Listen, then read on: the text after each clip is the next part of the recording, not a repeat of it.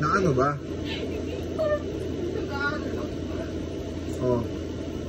Ako yung talagang one of the top, di ba? Tapos nakikita ko yung mga student na parang pinakabobo. Pinakabobo na ako. Pero ngayon kasi, madali ako.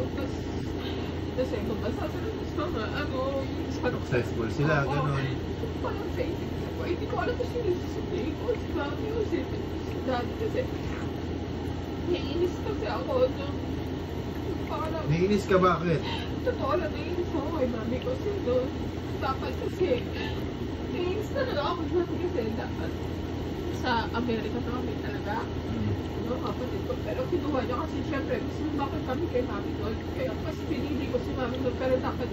Ay, never ko palang matanong sa'yo. Yung daddy mo nasan ba? Kasi ibang bansa nga siya sa ibang bansa niya. Kasi sa US siya. Pero may ano kayo? May... Hindi kasi noon before, parang ano na kami, na okay naman ang papers namin. Parang, tawag dito, yung pwede kukunin ka na kami. Okay na yung mga papers namin. Parang pinetition niya na kami kasi sa US natin namin.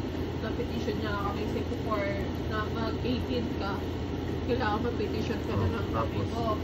Ngayon, si mami doon, tinago kami ng daddy ko, parang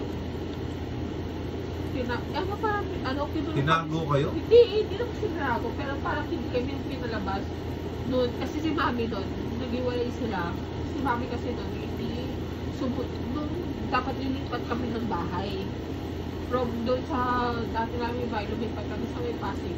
Ngayon, si mami ko, hindi sumunod. Hindi, ewan ko, kasi may chika-chika na may lalaki daw siya. May chika siya. Kaya may pinapaalis siya ni daddy. Ilang taon ka nun? Grade 3? Grade 3. Kasi ngayon, si mami ko... So, mga grade 3. Ilang taon pa lang? Mga 8? Oo, gano'n. May chika si daddy ko doon. Si daddy ko kasi nasa Amerika. Tapos may chika si daddy ko na mayroon daw lang si mami doon. Sa dati namin lugar, sa may Paco.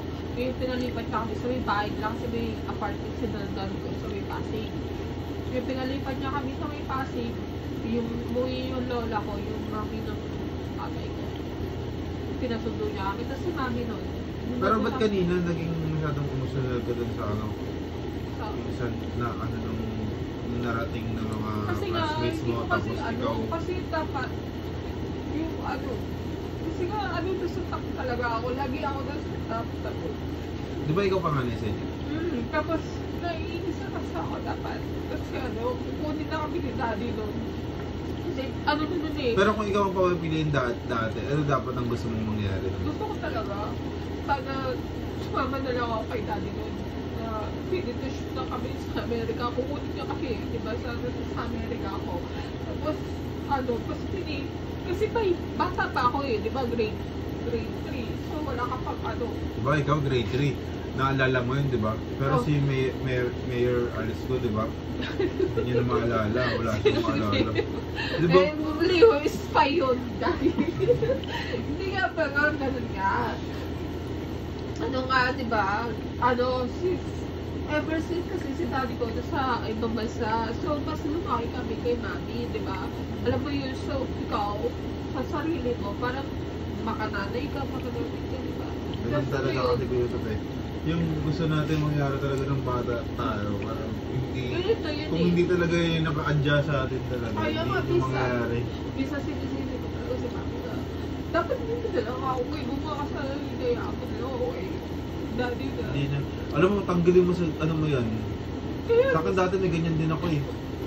Grabe yung galit ko sa mga magulang ko, pero hindi na. Ngayon, binaksi ko na lahat ng galit ko. Kasi naiinis ako sa kanya, kasi kung alam ko na meron siyang ibang, may iba siyang lalaki. Kasi noong time na kinuha niya kami, hindi ko alam talaga na may iba. Kasi may lalaki siya, may parang siya, may nakakasama niya. Kinuha niya kami. Diba, yung nag-aaral kami na grade 3 ako, tapos ilang years na ba yung daddy mo na sa Gusto ko matagal yun si daddy. Tapos parang may pa kami na, as in, kunwari, July, parang August, ganyan, August, kinuha kami ni mami, October, uuwi si daddy para umalis na kami, kukunin niya. Kasi okay na yung lahat ng papers namin eh. Parang nagpetisyon na kami, pupunta na kami sa ibang bansa, okay na lahat yung papers namin. Tapos kinuha kami ni mami ng August, parang ginawa niya na pumasok yung mga kapatid ko, si Jen, si Jan, pumasok sila sa school, ako kasi panghapon.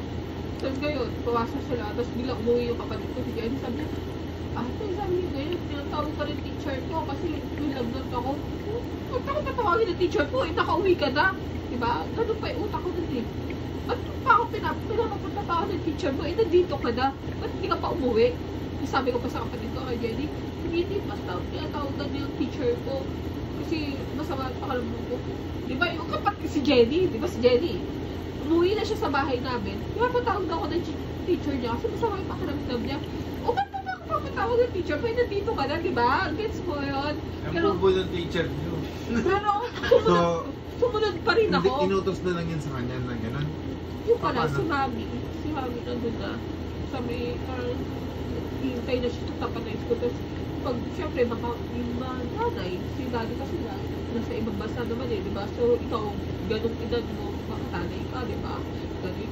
Yung si Mami nun, sabi niya, sige, kuha ka ng gamit mo, ganyan, kasi kukunin ko na ngayon, sama na kayo sa akin, ganyan. So, ako naman, So, gano'n na lang yan. ganon. So, ako, kinuha ko yung gamit ko. Instead na gamit pang school, yung laman ng bag ko, kinuha ko yung mga damit ng kapatid ko, damit ko, diba?